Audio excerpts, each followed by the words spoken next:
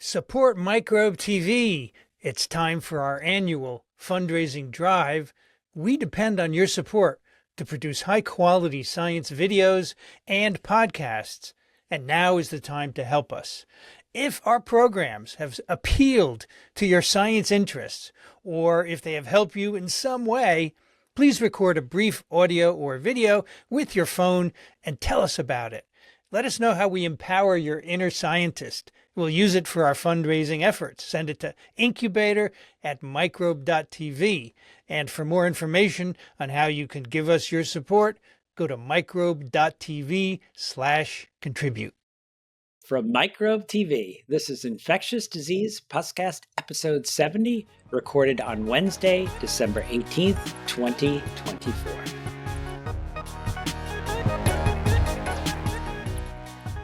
Hello, everyone. I'm Daniel Griffin, and joining me today is Sara Dong.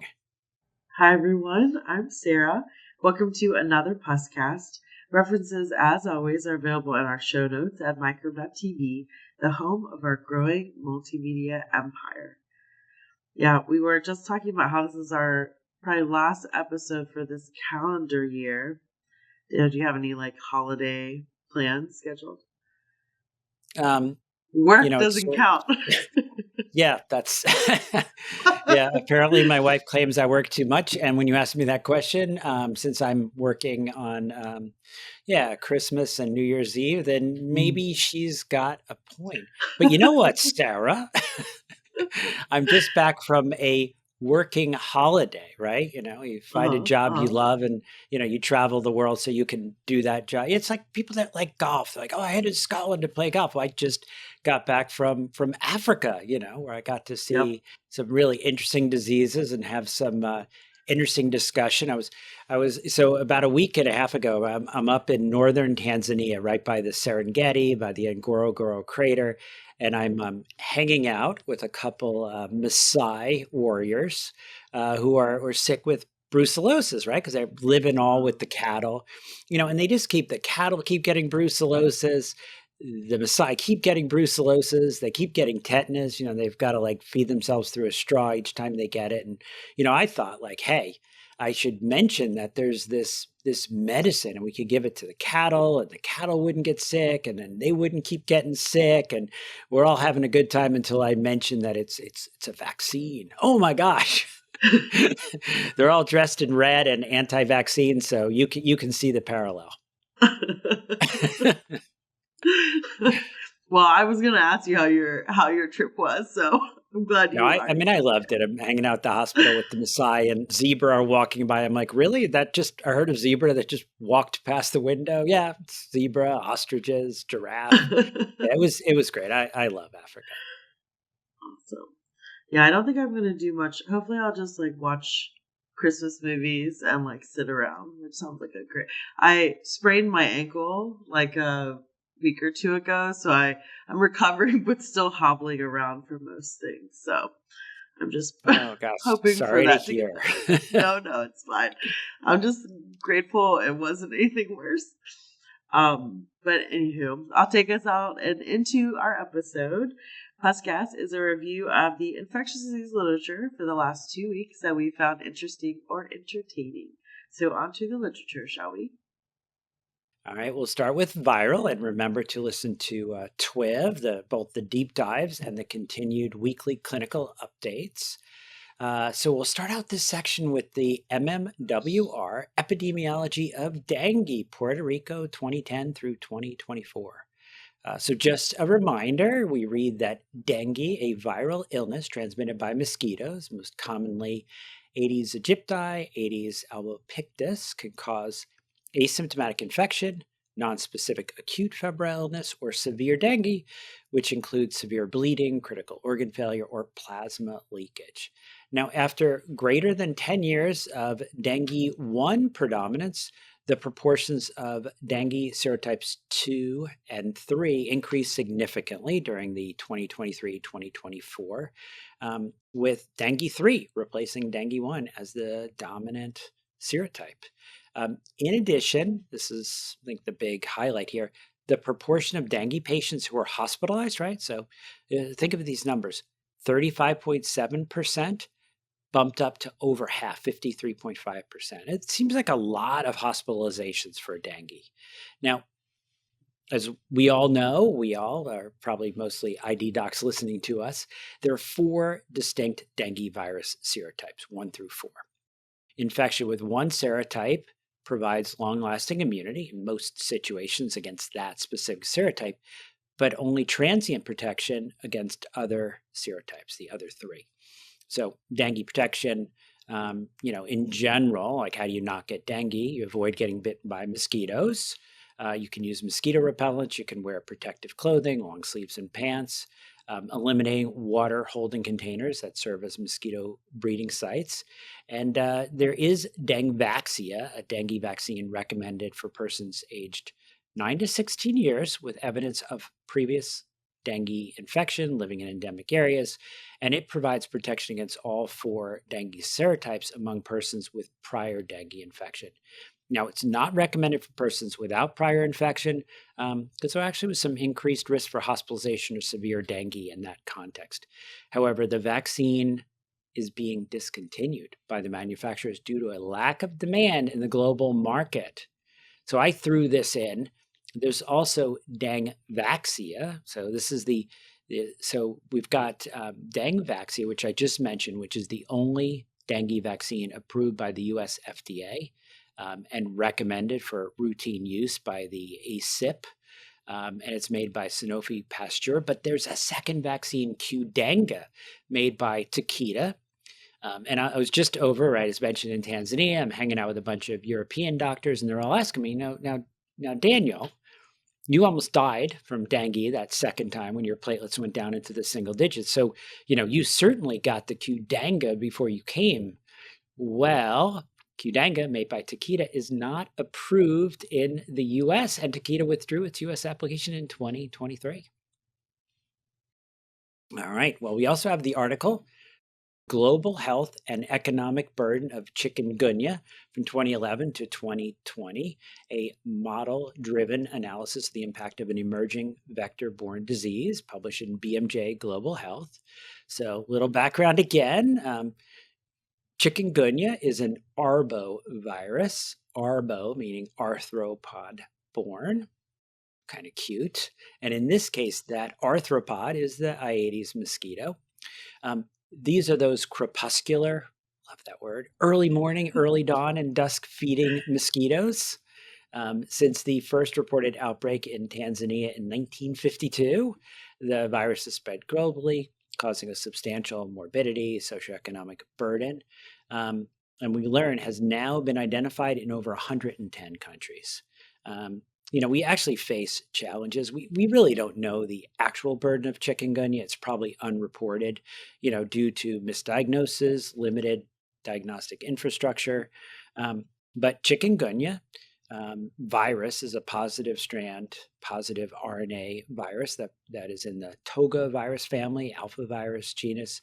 And, just like SARS-CoV-2, you get acute and you get post-acute infectious sequelae, right? So you've got that acute phase of infection. And this is actually the point of this paper. You get this acute infection, fever, severe joint pain, rash, fatigue. I kind of think of this as dengue without the drop-in platelets. And maybe the joint pain's a little bit worse.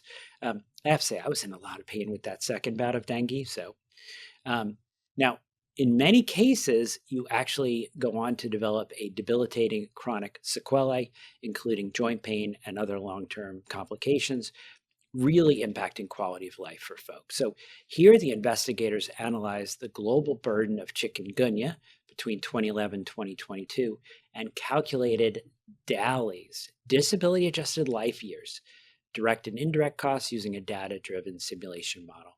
So the main outcomes were the number of cases, the total DALY burden, and the direct and indirect costs of acute and chronic chikungunya. So this study revealed a total of 18.7 million chikungunya cases in 110 countries, causing 1.95 million DALYs. Now, most of this burden was Latin America, Caribbean. The total economic burden caused by chikungunya over these 10 years was estimated at $2.8 billion in direct costs and over $47 billion in indirect costs worldwide. And it really was that chronic illness, which was the main cost in terms of money and dallies. So just sort of think about that with what's going on with SARS-CoV-2 and COVID. But they've got some really nice maps where they give you kind of where are we seeing most of the issues. And a lot of it, really Western Hemisphere, right? Brazil really stands out. Most of South America stands out. But then you can also see this up into the Caribbean, up through Central America and Mexico. Few other high places I notice, India, some areas there in Africa. And then they've got a really nice close-up where you can see the Dominican Republic really being hit hard by this, as well as mentioned, a lot of areas in Central America. And you also taught me a new word, crepuscular, today. Isn't that a great word? It's pretty great. Yeah. Just squeeze that, throw that, the holidays is a great time to throw that into conversation. And I realized I didn't have a viral paper today, so I'll take us into our bacterial section. Please be sure to listen to This Week in Microbiology.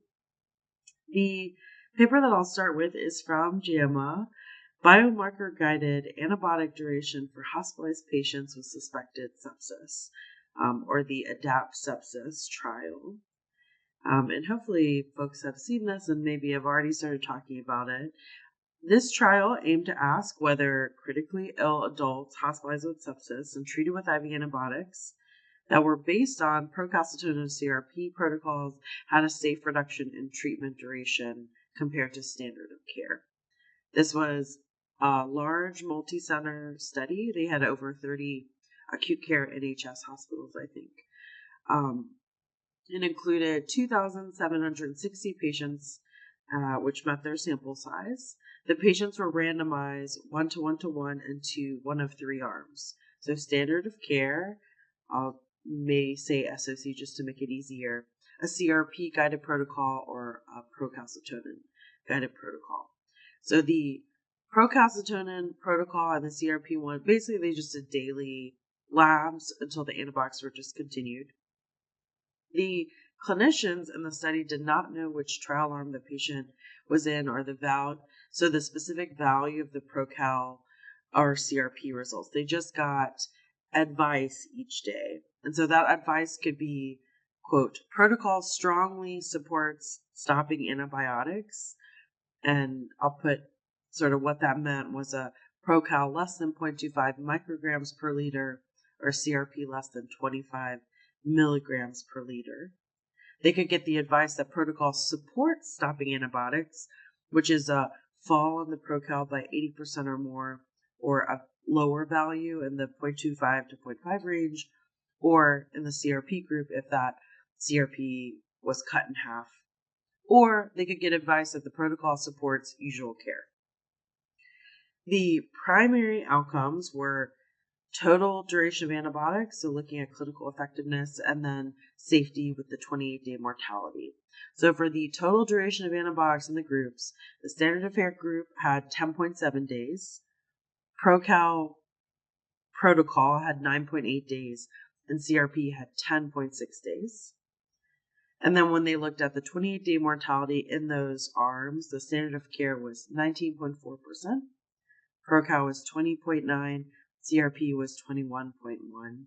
And they did have several other secondary outcomes like infection relapse, length of stay, and all-cause 90-day mortality. But the conclusion was that the daily procal-guided protocol reduced total antibiotic duration and had a non-inferior all-cause mortality compared to standard of care. So procal reduced that mean antibiotic duration from 10.7 to 9.8 days. There is an editorial as well that sort of describes that this is kind of like looking at a half a day reduction in antibiotic days. And then if you look at that 28-day mortality, it's a little bit higher, so 19.4 versus 20.9%, which was statistically significant but didn't meet their threshold for inferiority. If you look out at 90 days, there was no difference between the Procal group and the standard of care. I'm focusing just on the procalcitonin because the CRP, that there were not differences from standard of care.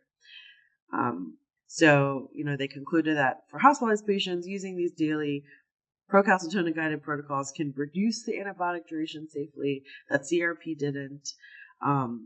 Or I think you could just say the RCT shows that serial Procal may shorten antibiotics by a day with mixed results on all-cause mortality. I'm going to say that my bias is that I am skeptical of the use of procalcitonin for determining the length of antibiotics. I think that there's different questions of when you use Procal to say if someone has a bacterial infection up front versus tracking it every day to know what to do with antibiotics. Because I think generally you probably need to make those decisions on clinical response and whether or not they have source control of whatever set infection that you have. And I think that people on both sides of the argument could find ways to piece out this paper and support their argument. You can say that the procalcitonin guided therapy reduced antibiotic durations, and we always want less if we can. I did try to look through the supplement to help frame this, though.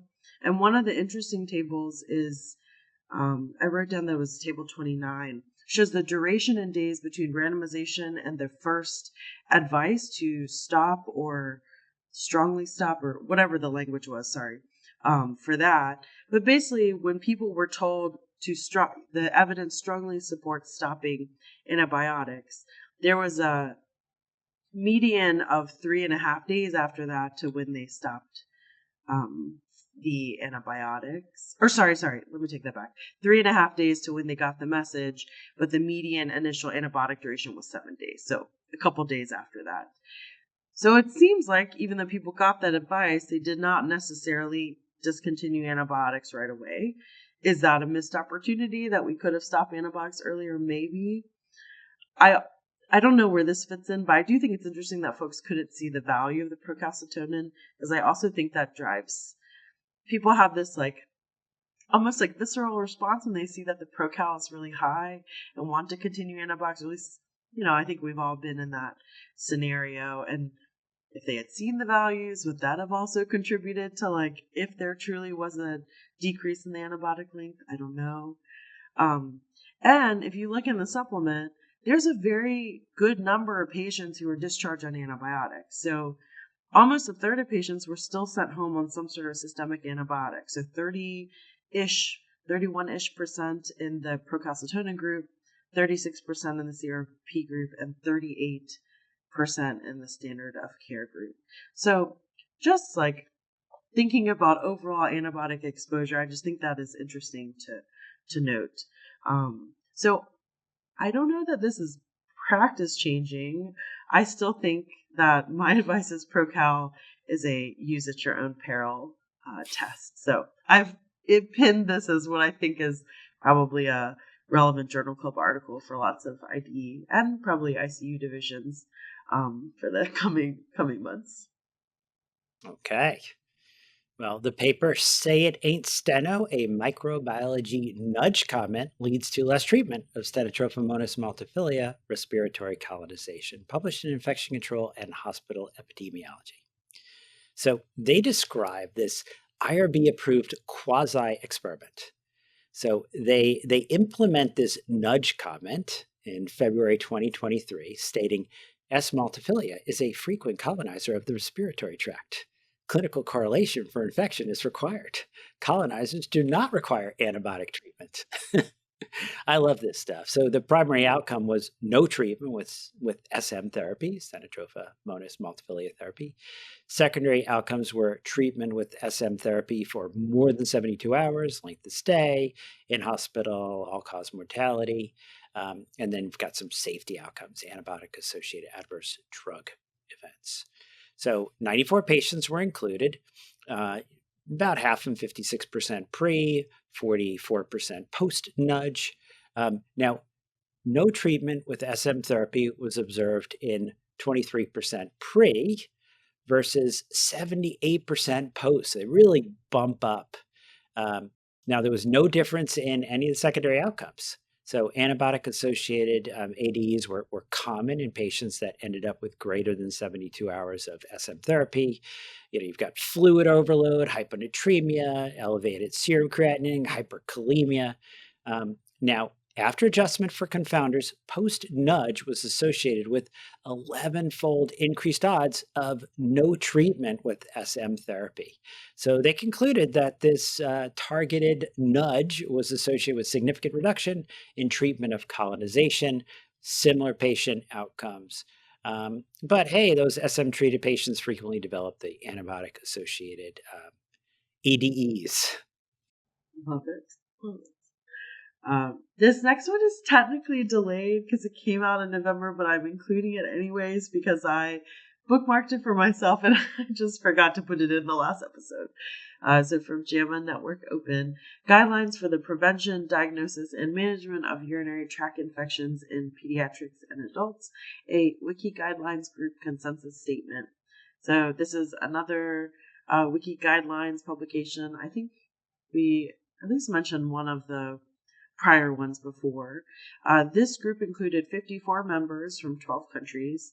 They split up their UTI questions based on 5 sections: prophylaxis and prevention, diagnosis and diagnostic stewardship, empiric treatment, definitive treatment and stewardship, and then special populations.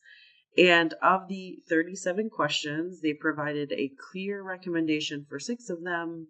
And then 3 additional questions had a quote, clear recommendation kind of within the aspects of the question that they covered.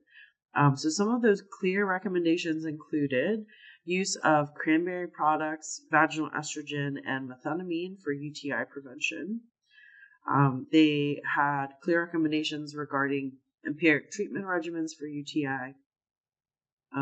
They suggested nitrofurantoin as a reasonable choice for uncomplicated cystitis, and for pyelo, starting with trimethoprim sulfa or first-generation cephalosporin based on local resistance rates, and ceftriaxone if they do need IV therapy. And then they gave some clear recommendations on the duration of treatment by antibiotic class for cystitis and for acute pyelo or febrile UTI.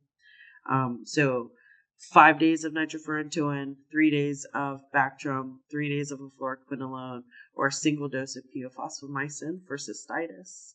And then under the pyelo category, they did recommend 5 to 7 days of fluoroquinolone or 7 days of a dose-optimized beta-lactam. And then they gave a clear recommendation on the use of 7 days of treatment for gram-negative bacteremia from a urinary source. So nice resource, and again highlights how even a lot of kind of more routine questions that we get, like UTI, we actually don't always have the best clear answers for what to do. All right, the article Epidemiology and Outcomes of Antibiotic De-escalation in Patients with Suspected Sepsis in U.S. Hospitals, published in CID. So we might need some kind of nudge here. So here these investigators retrospectively analyzed all adults admitted to 236 U.S. hospitals between 2017-2021 with suspected sepsis, defined by a blood culture draw, lactate measurement, intravenous antibiotic administration, who were initially treated with 2 or more days of an anti-MRSA, an anti-pseudomonal antibiotic, but had no resistant organisms requiring these agents identified through hospital day 4. So de-escalation was defined as stopping the anti-MRSA and anti-pseudomonal antibiotics or switching to narrow antibiotics by day 4. So among 124,577 eligible patients, antibiotics were escalated into only, I added that for emphasis, only de-escalated 29.5% of times. So 70% of the time, they just keep trudging away. De-escalation rates varied widely between hospitals. It was a median of 29.4. Predictors of de-escalation included less severe disease on day 3 to 4, positive cultures for non-resistant organisms, and negative or absent MRSA nasal swabs. De-escalation was more common in medium, large, or teaching hospitals in the Northeast or Midwest. De-escalation was associated with a lower adjusted risk for acute kidney injury, about 20% lower. ICU admission, that was odds ratio 0.59, so 41% lower. And there was even a reduction in hospital mortality of about 8%. All right. My next one is from the Lancet Infectious Diseases, effectiveness of ceftazidime-avibactam. I'm probably going to say ceftaz-avi versus ceftolozane-tazobactam. I may say ceftol-tazo for multi-drug-resistant Pseudomonas aeruginosa infections in the U.S. Cactus is their trial acronym, which is delightful. A That's multi-center good. I like that. Yeah. right? It's so great. Multi-center retrospective observational study. So, as you just heard from the title, multi-center retrospective. There were 28 American hospitals between 2016 and 2023. This included adults with confirmed MDR Pseudomonas pneumonia or bacteremia treated with these drugs I just mentioned, ceftol-tazo, ceftaz-avi. I'm going to have to say them multiple times. I'm trying to I guess we could them. say CA or CT, right, from the cactus. Yeah. The primary outcome was clinical success at day 30, defined as survival, resolution of signs and symptoms of infection, absence of recurrent infection. They had 350 patients with pneumonia, which accounted for 83%, and they had 70 patients, or 17%, with bacteremia. I think important to note, 80% of the patients were in the ICU, 70% were receiving mechanical ventilation, and 40% requiring vasopressors. The authors found that treatment with ceftolozane-tazobactam had higher rates of clinical success compared to ceftazidime-avibactam, and this was really driven by improved response rates in those with pneumonia that were treated with ceftol-tazo. So the clinical success observed in the 210 patients treated with ceftolozane-tazobactam was 61%. And then for ceftazidime-avibactam, clinical success was seen at 52%. The adjusted odds ratio of success was 2.07 for ceftolozane-tazobactam compared to ceftaz-avi. And I mentioned that it was really driven by the pneumonia group. So for pneumonia, that clinical success rate was 63% within that ceftolozane-tazobactam treated group and 51% for those who received ceftazidime-avibactam. When you separated out bacteremia, those rates of success were 51% and 57% for ceftolozane-tazo versus ceftaz. And there were no major differences in 30 or 90-day mortality. I think the other thing that is interesting that we often think about is for those who did have baseline isolates tested, they found that resistance developed in 22% of the patients with ceftolozane-tazobactam treatment. So that was 38 of 173 patients. And then in 23% of patients treated with ceftazidime-avibactam, which was a similar number, 40 out of... I wrote 117. I think I wrote a typo. It was meant to be 171. So I thought this was nice.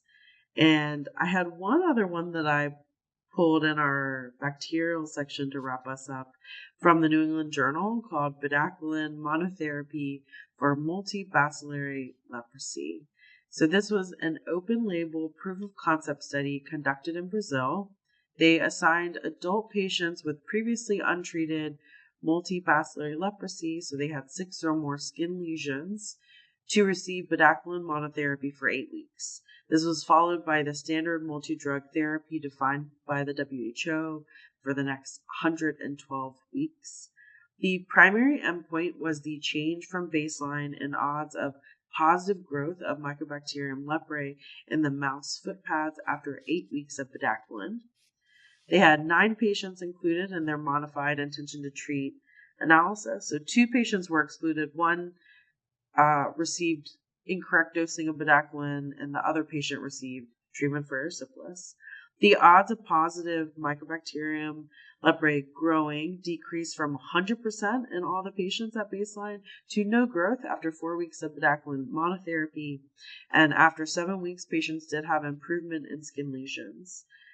So this would all fit with that 8 weeks of monotherapy having bacterial side effects, which was consistent with some prior preclinical models. 7 of the patients had a grade 1 or 2 adverse event. So, I think my understanding is that the standard treatment for this type of leprosy is, quite involved in a large pill burden, including dapsone, rifampicin, and clofazimine for a year. But the other thing that I learned is I had no idea about the mouse footpad thing. So I looked into this. The mouse footpad assay is the reference standard for the measurement of Mycobacterium leprae viability. And as I think all of us can guess, that's very labor intensive and time consuming. But I did see this as something that has been around since it seems like the 60s at least. And they did also look for viability in skin biopsy samples by a PCR that looks for a bacterial gene, HSP18, and that was absent in all patients after 4 weeks of treatment, also supporting that the bedaquiline was working. So there are some before and after treatment pics in one of their figures. The one sort of asterisk next to that is that patients were also getting steroids, which certainly probably impact the appearance of the lesions as well. So I'm sure, Daniel, you probably knew about the mousepad thing, but I didn't. So I included it. No, it's exciting to see your excitement. Because I leave the country quite a bit, and I guess when I do, I don't go to fancy resorts, but instead try to find where people are living with leprosy. In where I just was recently, after being up in the Serengeti region, I was actually in the southern region of Zanzibar. Right? Think of Freddie Mercury, and I think there's a Billy Joel song. But it's where, we saw an individual with cholera. We saw some folks with leprosy. And, I'm from the school where you had to know about tuberculoid and lepromatous and borderline, and the 5, Joplin stages. And this whole, mouse footpad thing.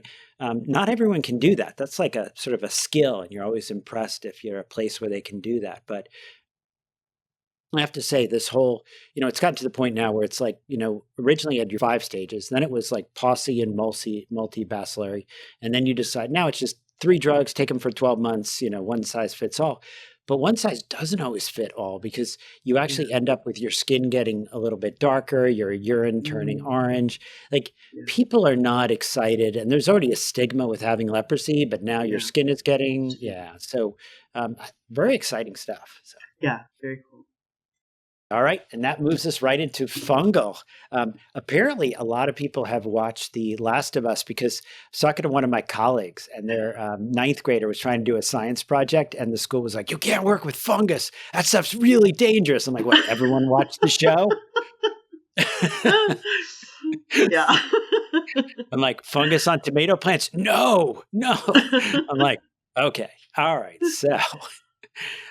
The article, Histoplasmosis Associated with Bat Guano Exposure in Cannabis Growers, 2 case published in Open Forum Infectious Disease. Now, this falls into the entertaining category, but unfortunately not so much fun when you actually read the cases, because here they describe 2 fatal cases of histoplasmosis right here in Rochester, New York, associated with exposure to bat guano as a fertilizer for cannabis cultivation, including one case in which the bat guano was commercially obtained. All right. And parasitic, be sure to listen to This Week in Parasitism. We're keeping up our cadence of every 2 weeks in parasitism. And this is a plug for TWIV 1175, A Hitchhiker's Guide to Virology, posted on December 15th, where they actually discuss this article, diverse RNA viruses of parasitic nematodes can elicit antibody responses in vertebrate hosts. So, before you start feeling sad for those poor parasitic nematodes that have viral infections, they go ahead. So this article, it's published in Nature Microbiology, and the authors start by basically taking parasitic nematode transcriptomes. And they mine them and they find 91 RNA viruses across 13 viral orders from 24 families. About 70% of the parasitic nematode species. They find, five that previously reported. They included only 5 previously reported viruses. And basically, they're seeing widespread distribution of virus nematode associations across multiple continents, suggesting an ancestral acquisition event and host virus coevolution. And the very interesting thing, I think, why do we care, is a lot of the pathology that we're seeing with parasites like leishmaniasis, a lot of the filarial, may not actually be the parasite itself, but it may be one of these the co-infections that are driving things, particularly with RNA viruses. It may be that we sense this RNA virus and that triggers much more inflammation and destruction. So fascinating stuff. And to continue with fascinating, and this paper from the Lancet was, I think for an ID doc it's like reading a story. Anywho, so from the Lancet, neurocysticercosis school outbreak in Belgium. Between March and June of 2023, there were 3 unrelated boys from different classes and years at a primary school in Belgium that were diagnosed with neurocysticercosis. It sounds like the first patient had ptosis for about a year, and then the second and third patients developed new onset focal seizures. These 3 patients had a single lesion, and this diagnosis was later confirmed either by brain biopsy, PCR, I believe in one of the kids, and then imaging and treatment response in the other 2. There was no tapeworm found. There was no clear history of where it came from as far as the kids having traveled abroad. So you can read more about their approach, but they tried, meaning the investigation team tried assessing for possible food contamination. They sent out questionnaires to find pupils that may have visited endemic countries, and they even sampled wastewater, which I thought was impressive, and performed serology and brain MRIs for families at risk factors that were negative. So there were a couple kids that had negative testing. It sounds like, based on the paper, that there was some TV coverage for this or sort of publicity. So because of that, some of the parents arranged for private brain MRIs, which I guess that's my American showing that seems like an incredible feat. But they identified 2 other asymptomatic boys because of that. And the paper does include pre-treatment MRI images for the cases reported. Ultimately, they thought that there was some single exposure event somewhere in the window of 2021 to 2022.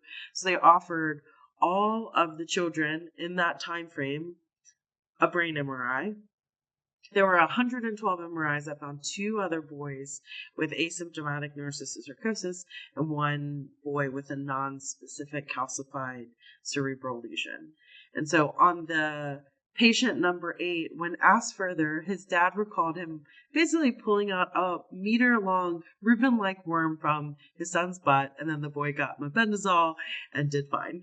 But that boy had pork at some point from while either living or visiting an endemic area. So I thought it was a pretty incredible read, and they think that the school transmission probably occurred in some sort of hand contact, indirect fecal oral contact during some sort of boys' activity, or perhaps in their bathroom, explaining why it was only boys. Ultimately, there were 9 cases, 3 symptomatic, 6 asymptomatic. It sounds like the kids are doing well, and a reminder to wash your hands. Wash your hands and cook your pork well. Yeah. But yeah, it's just incredible. I guess there have been other, outbreaks but it sounds like it's been a couple years at least. Okay. Not in Belgium. Great. I mean, for a neurocysticercosis, which is an unusual thing for us to think of outbreak for. All right. And we have a couple here in Miscellaneous. Yours are more fun. I was reading ahead there, Sarah. But I have the article, Maintenance of Certification, is a knowledge-based assessment really necessary, published in CID. And it's really an opinion piece by Alan Tunkel over at Brown in Rhode Island. And I don't know if you know Alan, Sarah, but he teaches that board review course. And so, I don't know if he should be writing this, right? Because if people stop coming to the board review, right, he's out of that gig. But really, it's an entertaining, it's an interesting read. It's really kind of this question of, does this process really ensure that our ID docs are staying at the level that they need to be? I mean, a lot of us end up really specialized, right? Are we focused on HIV? Are we doing transplant? Are we not doing those? And Alan goes into a lot of this. And, really the question is, do you cram in all that knowledge in an area that you're then going to completely forget about? Does this really make us better ID docs? A lot of interesting questions. Now, Alan just turned 80. So I think for him, this is kind of the last time we'll see an article like this. And it is the time of the year. We said this is the end of the calendar year. And in December, I always love searching for the BMJ Christmas episodes. So the features were just released a couple days ago. I'm sure other people in medicine also love to read these. But I tried to find one that had something ID oriented.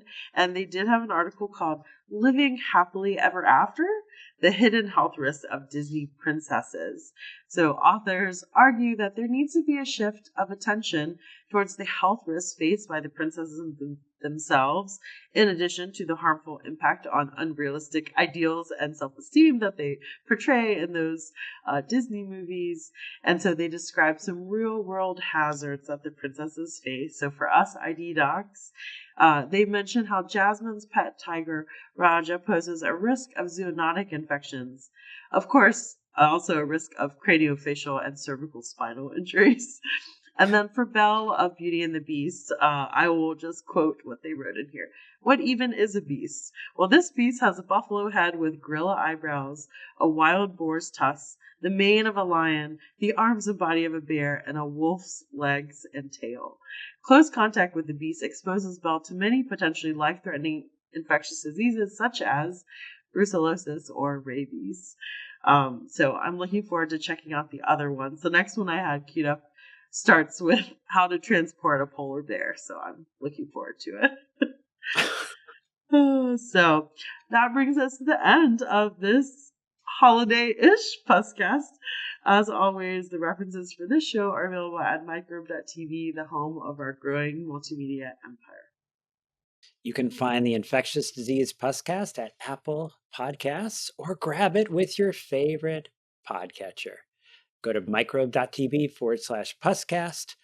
And we love to get your questions, comments, and you can always plug your papers. Send them to puscast@microbe.tv. If you like what we do, or you just want us to keep doing it, consider supporting the science shows of Microbe TV at microbe.tv/contribute. Or go to Parasites Without Borders at parasiteswithoutborders.com and click on the donate button. I'm Sarah Dong. You can find me at Sarah Windong or at Vibrel Podcast. I'm Daniel Griffin, and you can find me at Columbia University Irving Medical Center or at parasiteswithoutborders.com, as well as on the other podcasts, This Week in Parasitism and This Week in Virology Clinical Updates. And as always, thank you for this most interesting consultation and allowing us to participate in the care of this most difficult and challenging case. We shall continue to follow along with you.